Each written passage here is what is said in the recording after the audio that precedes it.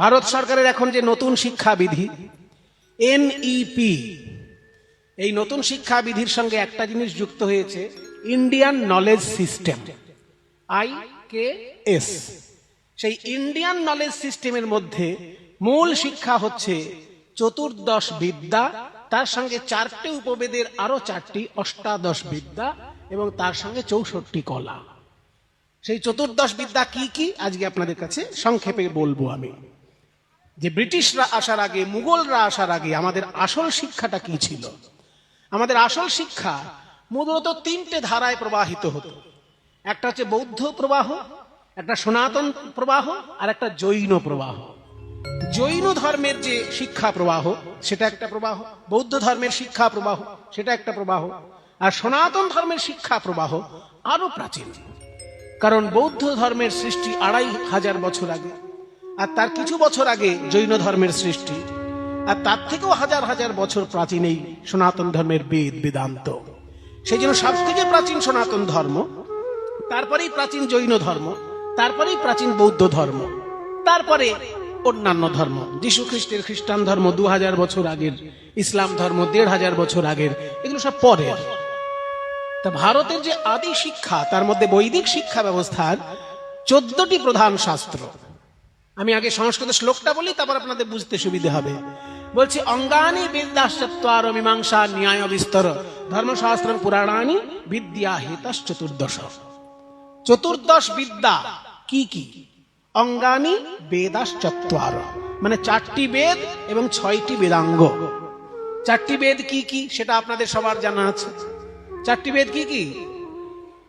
এই তো বলছেন, বলুন, একটা একটা করে বলুন। প্রথম বেদ, দ্বিতীয় বেদ সাম, তৃতীয় বেদ যজুর্বেদ, চতুর্থ অথর্ব।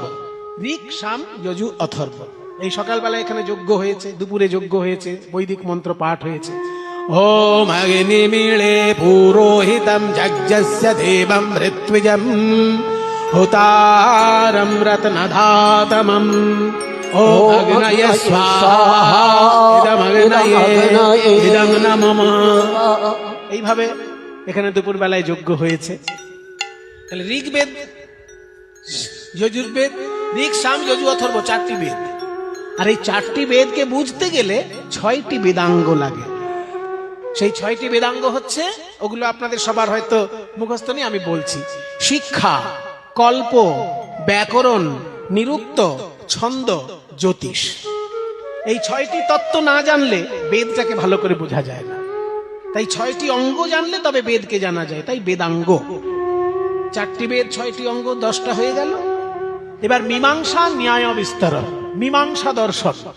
মীমাংসার 2টি ভাগ, পূর্ব মীমাংসা যেখানে যজ্ঞের যুক্তিতর্ক থাকে, আর উত্তর মীমাংসা মানে বেদান্ত দর্শন যাকে বলা হয়, ব্রহ্মজ্ঞানের বিচার যেখানে থাকে, সেটা উত্তর মীমাংসা। কাজে মীমাংসা ন্যায় বিস্তর, ন্যায় বিস্তর মানে ন্যায় দর্শন। তার মানে 6টি দর্শনকে একসঙ্গে বলা হলো মীমাংসা ন্যায় বিস্তর।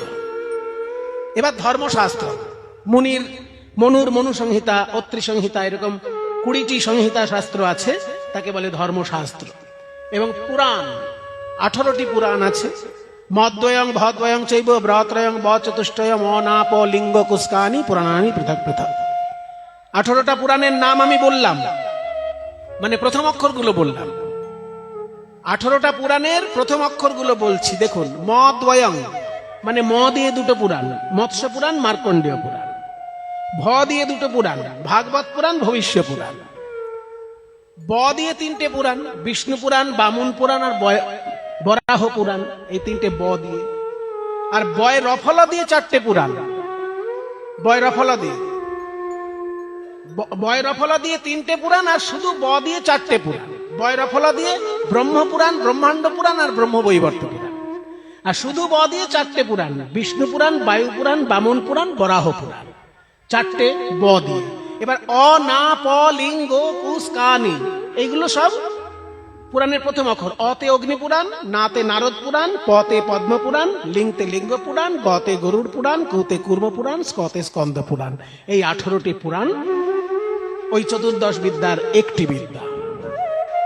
এই চতুর্দশ বিদ্যার সঙ্গে 4টে উপবেদ যুক্ত হয়ে অষ্টাদশ বিদ্যা হতো। ঋক সাম যজুর অথর্ব 4টে প্রধান বেদ, তারই অন্তর্গত ধরা হতো 4টে উপবেদ। সেগুলো কি কি? আয়ুর্বেদ, চিকিৎসা শাস্ত্রকে, যেটা এখনকার দিনে মেডিকেল সায়েন্স, সেটা চিকিৎসা শাস্ত্রকে আয়ুর্বেদ বলা হতো। গান বাজনা নাচ নাটক, এটা গোটাটা একটা বেদকে অনুসরণ করা হতো, তাকে বলা হতো গন্ধর্ব বেদ। গান বাজনা নাচ এবং নাটক এই সবটাকে একটার মধ্যে গন্ধর্ব বেদ। বাড়ি বানানো, ব্রিজ বানানো, এইগুলো যে সৌধ কর্ম, এই ইঞ্জিনিয়ারিং এর একটা বেদ, এর নাম ছিল স্থাপত্য বেদ। ইঞ্জিনিয়ারিং, স্থাপত্য বেদ। তারপরে